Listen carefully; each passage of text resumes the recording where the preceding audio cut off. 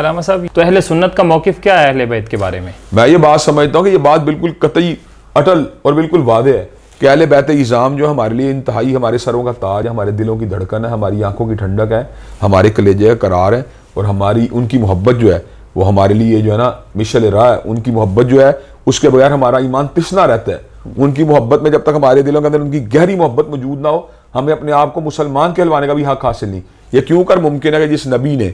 اتنی بڑی ہمارے پہ احسانات کی ہوں کہ ہمیں سیدھا راستہ دکھایا ہو، توحید کی دعوت ہمیں دی ہو، ہمیں زندگی گزارنے کا سلیقہ دیا ہو، ہم انہی کے خان وادے کے بارے میں، انہی کے گھرانے کے بارے میں جو ہے نیگیٹو دین رکھیں، منفی دین رکھیں، یہ بات تو اس کا تو تصور بھی نہیں کیا جا سکتا کہ اتنے بڑے محسن، کائنات کے سب سے بڑے محسن کے خان وادے کے بارے میں کوئی اس قسم کا دین رکھا جائے۔ تو میں یہ بات سمجھتا ہوں الحمدللہ ثم الحمدللہ اہل سنت کے علماء ہر دور کے اندر سیدنا علی المرتضیٰ، سیدنا حسنین کریمین اور ان کی اولاد رضوان اللہ علیہم اجمعین کے بارے میں بہت ہی احترام والا، محبت والا، عقیدت والا، پیار والا اور وابستگی والا جو ہے جذبہ رکھتے رہے ہیں، اور ہمارے وہ ماتھے کا جھومر ہے۔ یہ کیوں کر ممکن ہے کہ ہم ان کے بارے میں معمولی سی بھی اپنے ذہن کے اندر کسی قسم کی گرہ کو محسوس کریں۔ بالکل۔ اچھا، یہاں پر میں ایک سوال اس کے ساتھ ہی اس کے ضمن میں سوال یہ ہے کہ جب اہل بیت اعظام رضوان اللہ علیہم اجمعین کے بارے میں ایک مسلمان کا عقیدہ اور نظریہ یہ ہونا چاہیے، تو اسی طرح صحابہ کرام رضوان اللہ علیہم اجمعین ہیں، ان کے بارے میں ایک عام مسلمان کا عقیدہ اور نظریہ کیا ہونا چاہیے؟ اگر کوئی کسی نوجوان سے پوچھے کہ آپ کا صحابہ کے بارے میں کیا عقیدہ ہے تو اسے کیا جواب دینا چاہیے؟ دیکھیں جی، صحابہ کرام رضوان اللہ علیہم اجمعین بحیثیت مجموعی دین کے شاہد ہیں، جن کے پھر ہمیں دو حصے کرنے پڑتے ہیں۔ ایک وہ صحابہ ہیں جو رسول کریم صلی اللہ علیہ وسلم کے رشتہ دار نہیں ہیں، ایک وہ صحابہ ہیں جو آپ کے اہل بیت ہیں۔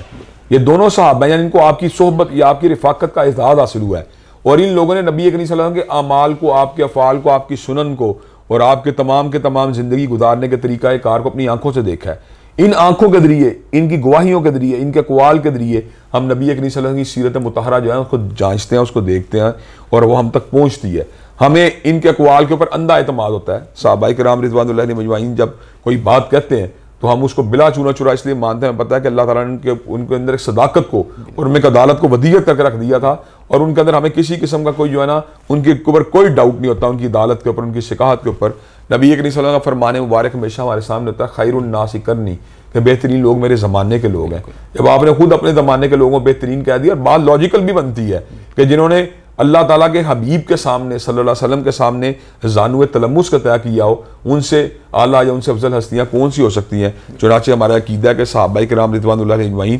بشمول اہل بیت اعظام جو ہے وہ خیر البری ہے، اور اللہ تعالیٰ کے فضل و کرم تمام کے تمام صحابہ کرام رضوان اللہ علیہم اجمعین جو ہیں جنتی ہیں، اور ان کے بارے میں کسی کا بغض رکھنا، ان کے بعد رکھنا، اور ان کے بارے میں کسی قسم کی جو ہے نا اپنے دل میں خلش رکھنا، یہ کسی بھی طور پر درست نہیں۔ اللہ تعالیٰ نے قرآن مجید میں مہاجر و انصار صحابہ کے ذکر کے بعد یہ بات کہی ہے، بعد میں آنے والے لوگ جو تھے ان کا کیا طرز عمل ہونا چاہیے؟ انہیں یہ بات کہنی ہے ربنا اغفر لنا ولاخواننا الذین سبقونا بالایمان ولا تجعل فی قلوبنا غلا للذین آمنوا ربنا انک رؤوف رحیم، کہ ہمیں جو ہمارے بھائی یعنی جو دین کے اعتبار سے ہم سے پہلے دنیا سے گزر چکی ہیں، وہ ہمارے لیے جو ہیں قدوہ ہیں، ہمارے لیے نمونہ ہے، ہمارے لیے مثال ہے، تو ہمارے دل میں ان کے بارے میں کسی قسم کی خلش پیدا ہو تو یہ تو سراسر ہمارے ایمان کا نقصان ہے، اور اس کے نتیجے کے اندر ہمارا ایمان جو ہوتا ہے ہم اس سے محروم ہو سکتے ہیں۔ چنانچہ ہمیں صحابہ کرام رضوان اللہ علیہم اجمعین کے بارے میں بھی محبت والا، پیار والا، عقیدت والا، احترام والا جذبہ رکھنا چاہیے، اس لیے کہ ہم نے دینی معاملات میں ان سے استفادہ کیا ہے، اور انہی کی بیان کردہ روایات کے ذریعے ہم نبی کریم صلی اللہ علیہ وسلم سے جو ہے نا شریعت کے معاملات جو ہم تک پہنچے۔ العلماء، علماء و عوام میں حائل خلیج دور کرنے کی ایک منفرد کاوش۔